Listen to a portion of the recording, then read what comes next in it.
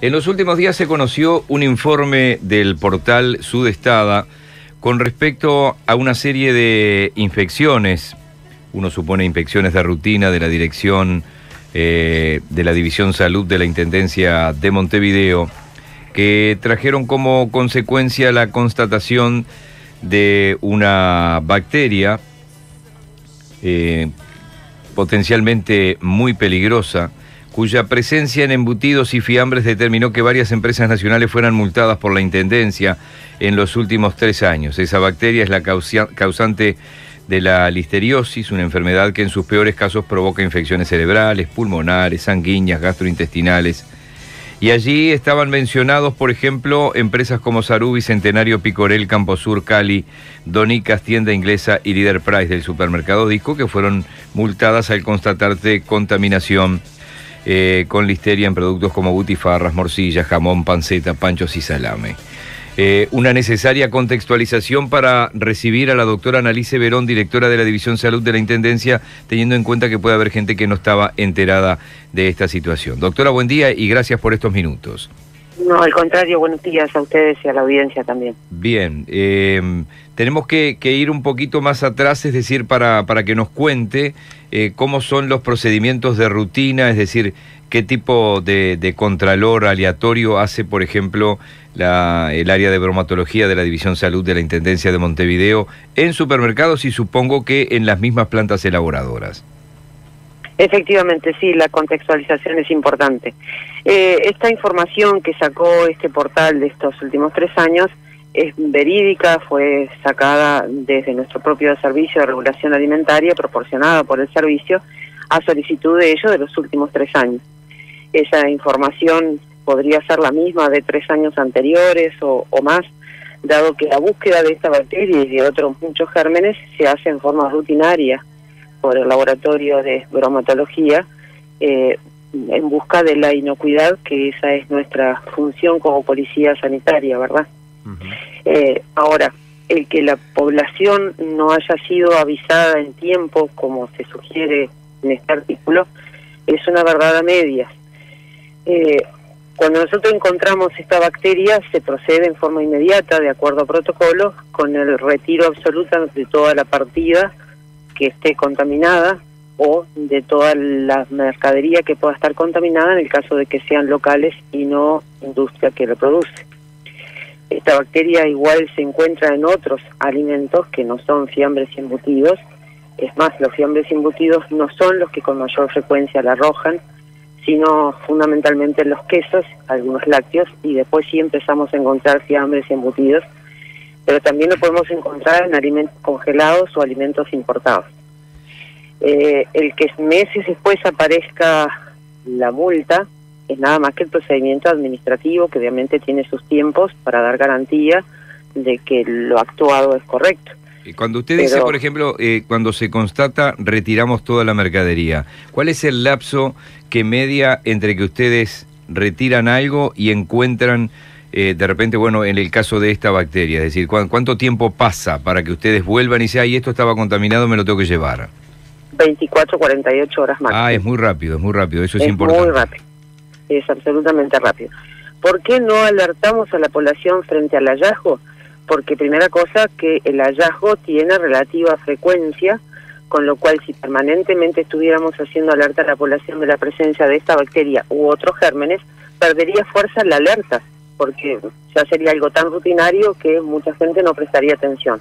Cuando nosotros alertamos, y si buscamos, encontramos varias alertas en los últimos años, es cuando la Intendencia entiende que hay un mismo riesgo de que parte de ese alimento posiblemente contaminado no lo hayamos podido recoger. Que eso ocurre a veces cuando no lo encontramos, sino que aparece una denuncia y tenemos que ir a buscarlo o hacer el seguimiento de una posible contaminación. Entonces ese alimento de repente ya se vendió, está en los hogares, o no ha podido localizarse los lugares donde fue entregado. En ese caso hacemos alerta a la población. Cuando nosotros no alertamos, porque tenemos la certeza de que ese alimento contaminado o ese lugar que hemos encontrado contaminado ya no tiene contaminación ninguna por lo cual no hay que alertar a nadie ni causar una alarma pública, ¿verdad? Le quería preguntar con respecto a la modalidad de esta pesquisa, es decir, porque está claro, si la Intendencia pesquisa todo lo que puede estar contaminado y lo va retirando, capaz que yo no necesito ser alertado. Ahora, ¿cuál es el nivel de esa pesquisa? Es decir, yo estoy tranquilo cuando voy a una feria, ustedes decían los quesos, yo compro en un carrito de quesos de una feria, no, ¿eso lo revisaron? Cuando compro en un almacén, cuando compro en un supermercado. Esas son las advertencias que nosotros siempre hacemos y las recomendaciones fundamentalmente que nosotros hacemos a la población.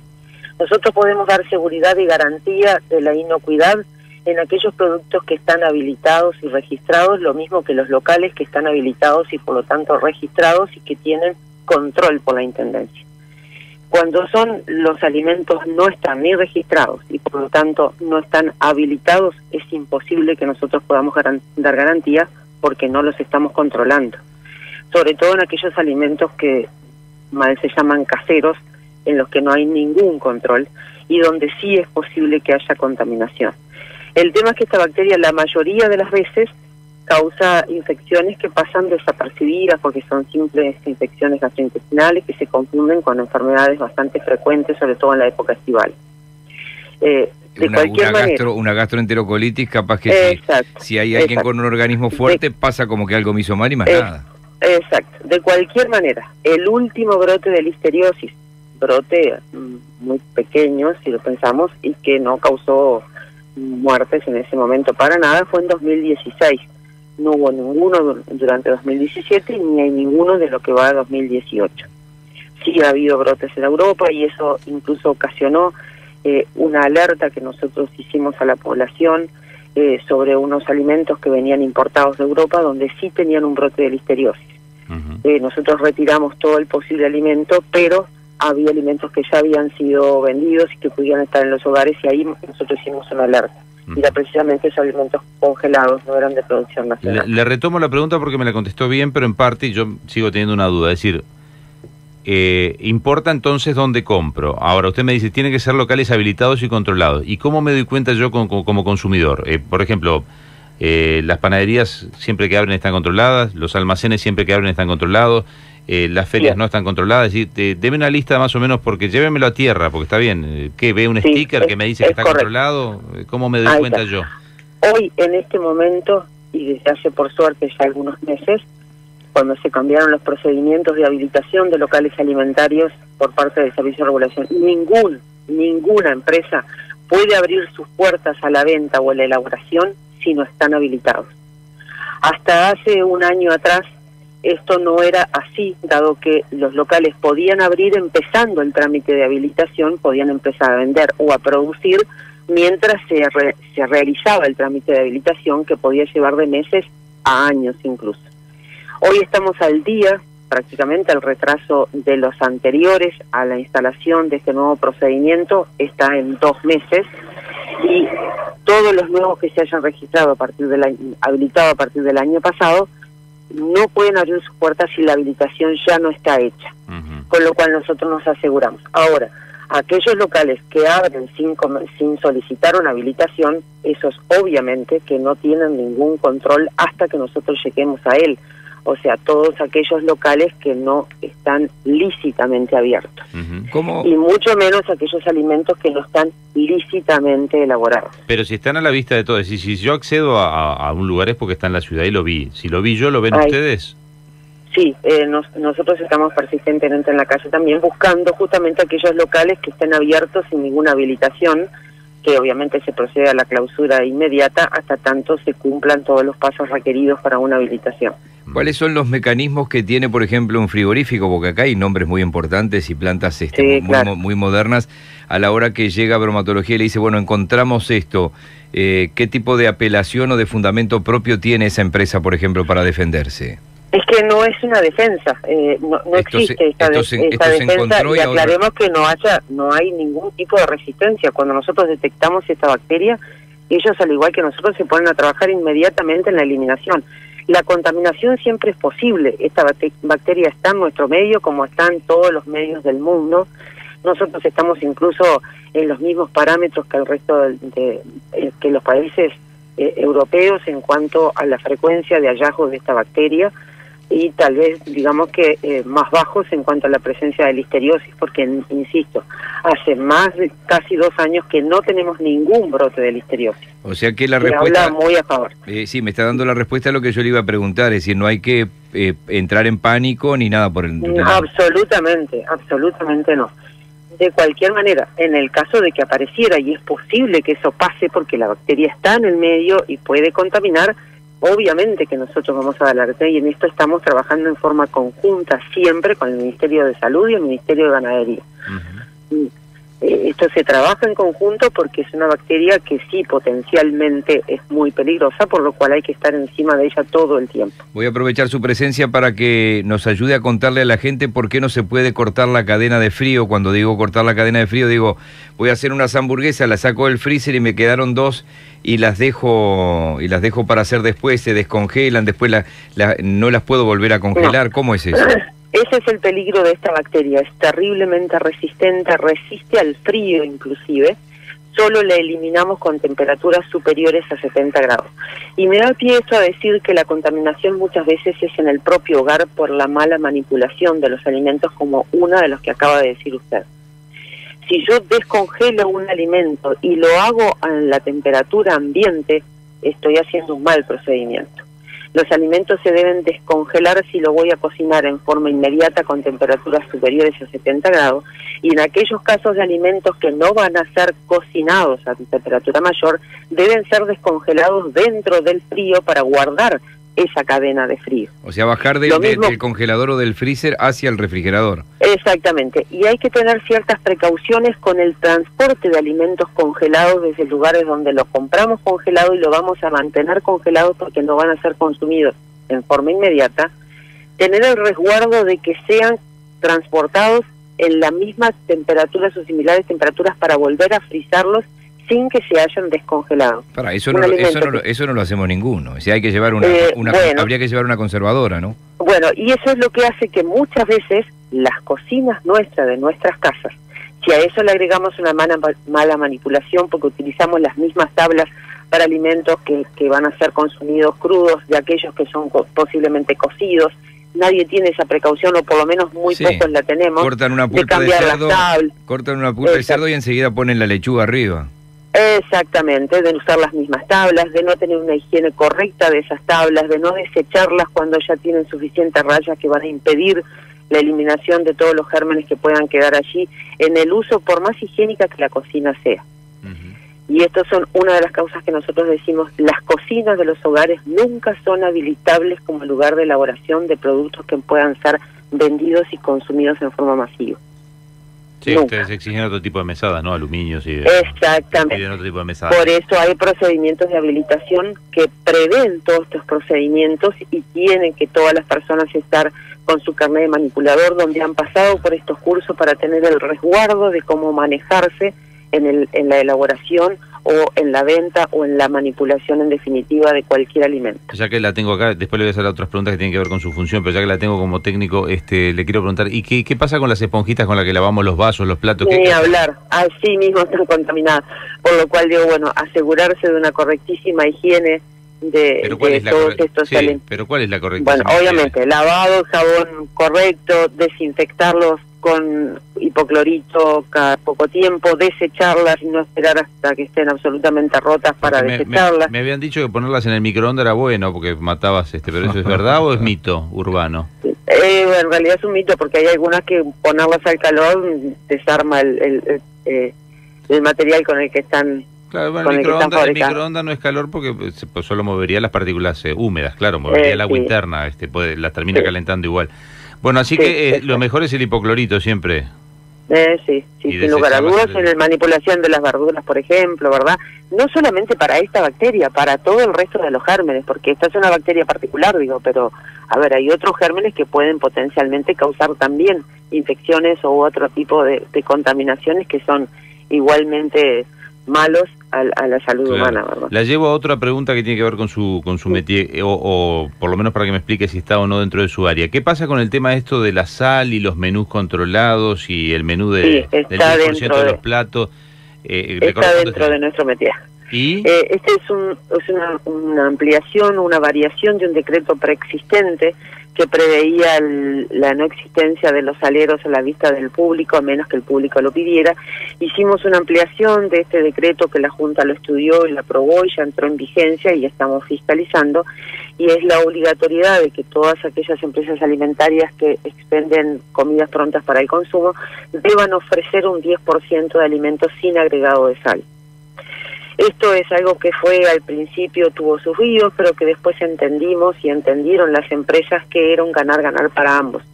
Nosotros, porque nos estamos preocupando en la prevención de lo que son las enfermedades no transmisibles, y en este caso un factor de altísimo riesgo como es la hipertensión. Y para las empresas es importante porque van a tener una oferta a un público que ahora no lo tenían, como aquellos que hemos elegido comer sin sal, o aquellos que por razones de salud ya existentes, por una enfermedad previa, deben comer sin sal. Y que no tenían esa oferta en los locales alimentarios nuestros, ¿no? ¿Y los que hacen tortas fritas en la calle, dice un oyente acá, por ejemplo? Bien, las tortas fritas en la calle, si bien no es algo que nosotros lo deseemos profundamente, no olvidemos que son fritados en aceite hirviendo, y esto hace que ese producto sea inocuo. Bien, después que es relativamente sano. Obviamente con respecto a lo de la sal... No es sano por la grasa y por la fritura, pero no por la contaminación en cuanto a la bacteria. Con respecto a lo de la sal, el mismo decreto decía que obviamente un carro que vende chorizos está habilitado para vender chorizos, hamburguesas y no ensaladas, entonces no se le puede pedir, ahí están exentos. Exactamente, ¿no? Porque tienen ellos tienen solamente la habilitación para esto. Y además no se olviden que ya hay un decreto preexistente hace mucho tiempo que ellos no pueden tener lechuga o tomate o verduras frescas en definitiva, sino son lo que nosotros estamos en llamar la cuarta gama, que son aquellos que ya son lavados en una industria, son embolsados y están prontos para ser consumidos sin manipulación. Sí, pero por ejemplo las casas de hamburguesa, las instaladas, las multinacionales.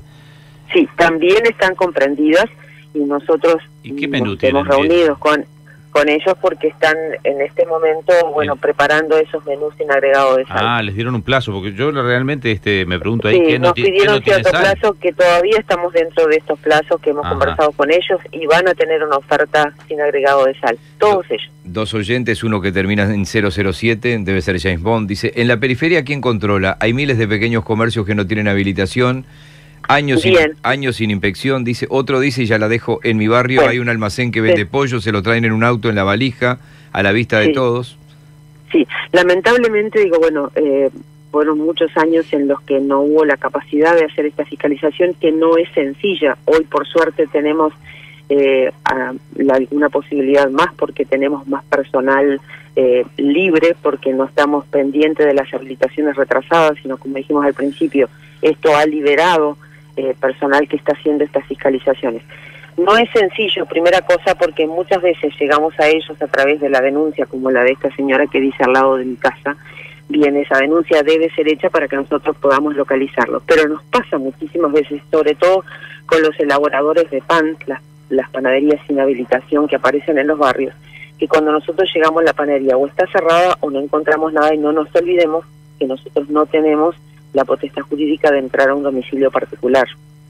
Así requiere la intervención de juez, etcétera, y cuando eso ocurre no hay forma de demostrar que allí había nada, porque son como móviles, entonces es bastante difícil de seguirlo. No quiere decir que bajemos los brazos, lo hacemos a diario y tenemos personal recorriendo también la periferia de nuestros barrios, porque, nos interesa la inocuidad de todo el departamento, no solamente las zonas céntricas, ni hablar. Sí, ahí la seguridad es para todos. Ahí se dan algunas desigualdades, que cuando uno habla con algún comerciante amigo te dice, me cayó la gente de bromatología, se me llevó una cantidad de productos que obviamente no me los paga. Eso es algo, a veces es difícil, obviamente que no lo vamos a pagar, estamos inspeccionando.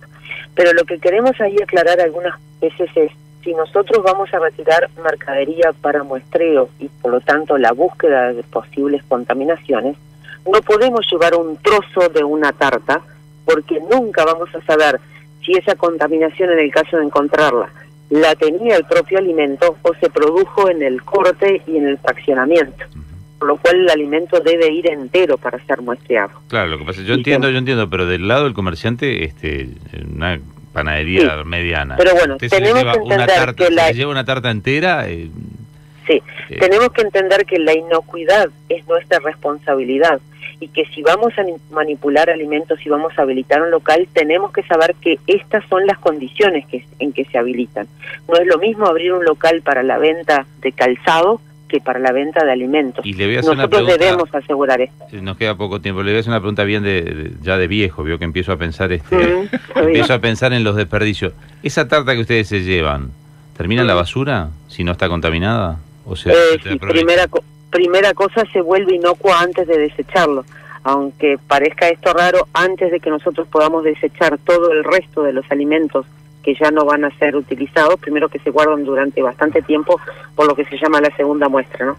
Pero antes de ser eliminados, primero se esterilizan y luego se eliminan para que nosotros mismos no provoquemos contaminación en el ambiente. Alguien pregunta acá, pero no sé si depende de ustedes, dice que está cuando compra carne picada común, incluso en supermercados importantes, ¿quién controla la cantidad de grasa que le venden, que son carnes casi blancas, dice? Bien, primera cosa, aclarar, el control de la carne no pertenece a la Intendencia, eso sí es INAC, Ministerio de Ganadería. Nosotros no controlamos la carne, nosotros controlamos alimentos elaborados con carne sí, pero no la carne misma. Bien, doctora Annalise Verón, dígame una cosa que ya estamos en confianza. Vos le bromea con el nombre. ¿Cuántas veces se quejó de su nombre usted? ¿O qué tan determinada estaba por su nombre? Porque Annalise y usted es la encargada de que se analice todo esto. Es como raro, ¿no? Dígame la verdad, es como raro. Es como raro, pero de cualquier manera mi nombre me ha gustado siempre. Creo que fue un acierto de mi padre, que fue quien la eligió. ¿Sabe la historia? Es portugués este nombre, ¿no? En realidad creo que no, que es español. Lo que pasa es que muchas veces le buscan esa beta extraña para pronunciarla y me dicen Analí, y es Annalise como suena. Así. ¿Usted, los amigos también le dicen el nombre completo o tiene un diminutivo? Sí. No, utilizan mi nombre. Sí. Muy bien. Sí. Muy bien. Decía porque, por ejemplo, la modelo Eunice y Berenice, le dicen Eunice, pero son nombres portugueses, eso es Eunice, Berenice. Sí. No es el caso de Annalise. Doctora, pero bueno, eso pasa muchas veces, que sí, confunden y me llaman Berenice, sí. Usted igual ha sido derrotada dentro de este nomenclator extraño que tenemos de función y nombre, fue derrotada por Porro, ¿no? Que integró la Junta Nacional de Droga. Bueno, o por Torres, que es el encargado de la Torre de Control de Tres Cruces. Pero quiero que sepa que está... Y la doctora María Remedio fue presidenta del CASMU, ¿se acuerda? Sí, está en nuestro top 5, por lo menos. Que tenga un buen día, muchas gracias. No, gracias a ustedes. Buenos días. Poder Ciudadano Radio. Periodismo responsable y riguroso.